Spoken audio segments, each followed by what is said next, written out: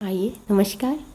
आइए हम आज अलंकारों की चौथी कड़ी के अंदर अर्थालंकार जो है उनकी चौथी कड़ी में अतिशयोक्ति अलंकार का वर्णन करते हैं।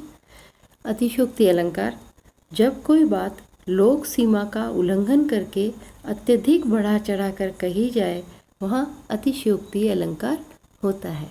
यह इतना ज़्यादा अतिशयोक्ति बढ़ा चढ़ा कर कहा जाता है कि हमें उस पर विश्वास नहीं होता, थोड़ा अविश्वसनीय सा महसूस होता है, किंतु चमत्कार उत्पन्न होता है काव्य में। अतः इसे अलंकार को बहुत ज़्यादा कवियों ने अपने काव्य में उपयुक्त प्रयोग किया है। देखिए इसका है, संध्यानो प्रभु विश्व के कराला, उठी उदधी उर अंतर ज्वाला। जैसे ही राम ने बाण का संधान किया वैसे ही, चलाया ही नहीं है, केवल संधान ही किया है, वैसे ही समुद्र के अंदर से ज्वाला उठने लगी। अर्थात एक प्रकार की अतिशयोक्ति जो यहाँ पर हमें दिखाई देती है। देखिए इसके बहुत सारे उदाहरण हैं और इसके अनेक भेद भी किए गए हैं, लेकिन इन भेदों का मूल यही है कि बात को अत्यधिक रूप से बढ़ा चढ़ाकर कहा जाए। जैसे रूप का अतिशयोक्ति है तो रूप का अतिशयोक्ति रूप में वर्णन, संबंधों का अतिशयोक्ति है तो संबंधों का वर्णन, असंबंधातिशयोक्ति। इसी प्रकार से भेद का अतिशयोक्ति, भेद नहीं होने पर भी भेद बताया जाए।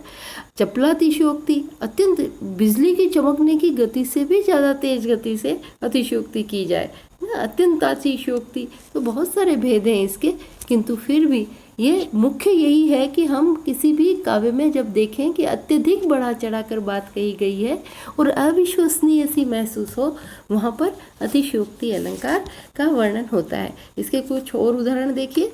रूप का अतिशयोक्ति देखिए, पंखुड़ी लगे गुलाब की, परी है गाल खरोंच। गुलाब की पंखुड़ी लगने से भी गाल पर खरोंच हो जाए, इतना अतिशयोक्तिपूर्ण वर्णन यहाँ किया है कवि ने। देखिए और भी है, नागमती, जायसी ने किया है, नागमती दुख विरह अपारा, धरती सरग जरे जही झारा। नागमती का अत्यंत दुख है और उसके दुख के कारण धरती और स्वर्ग दोनों तरफ आग की लपटें निकल रही है। इसी प्रकार से, जेही वर वाजी राम असुवारा, तेही शारदा न वर्णे पारा। जिस बाजी अर्थात घोड़े पर राम सवार होते हैं, उस घोड़े का वर्णन तो शारदा भी नहीं कर सकती।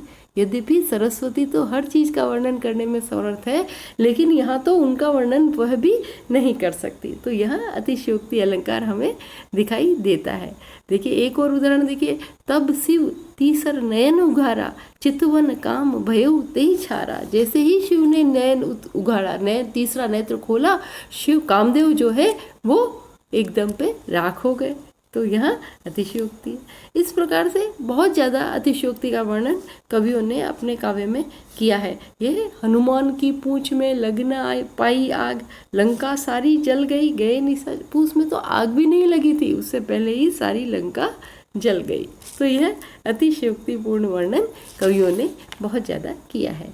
अगला जो अलंकार है वह है दृष्टांत अलंकार, जहाँ एक उपमेय वाक्य कहा जाए और दूसरा उपमान वाक्य उसके उदाहरण के स्वरूप कहा जाए, वहाँ दृष्टांत अलंकार होता है। यह अलंकार भी बहुत महत्वपूर्ण अलंकार है और इसे ऐसे समझा जा सकता है, जब पहले एक बात कही जाए फिर उसी से मिलती जुलती दूसरी बात उसे समझाने के लिए अर्थात उदाहरण स्वरूप कही जाती है, वहाँ यह अलंकार दृष्टांत अलंकार रहता है। या जब दोनों सामान्य अथवा दोनों विशेष वाक्य में बिंब प्रतिबिंब का भाव होता है, वहाँ दृष्टांत अलंकार होता है। देखिए इसके उदाहरण भी हम देख सकते हैं कि कन कन जोरे मन जुरे, खावत निबरे सोए, बूंद बूंद ते घट भरे और टपकत रीतो होए।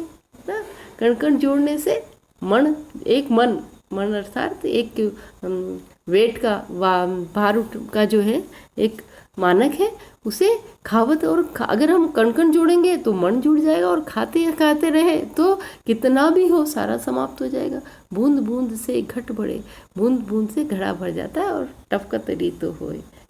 यह प्रमुख उदाहरण इसी का उदाहरण है। इस प्रकार है ना कि वो है, कलियन करी पुकार, फूले फूले चुन लिए, काल हमारी बार। है ना, माली आवत देख कर कलियन करी पुकार। माली को आता हुआ देखकर कलियों ने पुकार की कि आज जो फूल गए वो तो चुन लिए और कल हमारी बारी है। अर्थात जो समय का नश्वरता का चक्र है उसके अंदर कि आज जिनका नंबर आया उनका आज और कल मृत्यु हमारी वाट जो हो रही है, हमारा रास्ता देख रही है। इस प्रकार से दृष्टांत दिया है पहला वाक्य के कहकर और दूसरे वाक्य को समझाकर।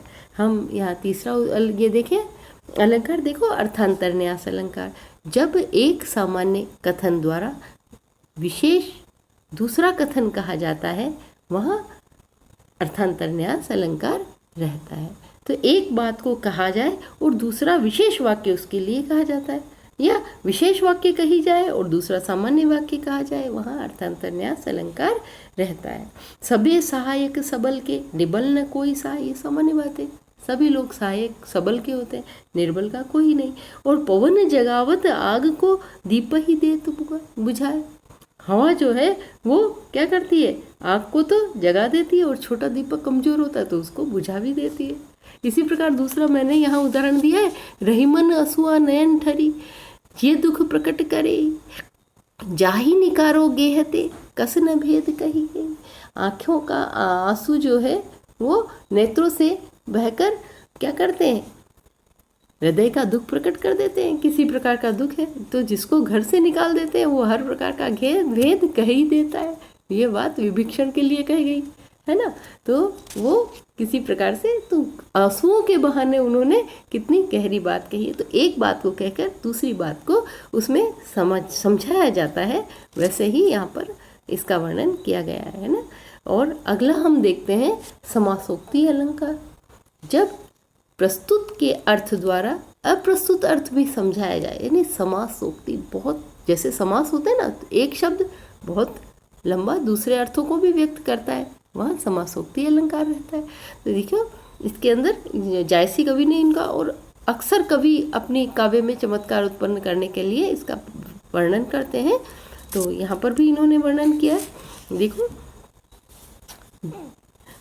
या हम इस अलंकार को ऐसे भी समझ सकते हैं, जब कार्य, लिंग या विशेषण की समानता के कारण प्रस्तुत कथन में अप्रस्तुत व्यवहार का आरोप किया जाए, वहाँ होता है जब अप्रस्तुत अर्थ भी निकले, ये मैंने यहाँ बताया।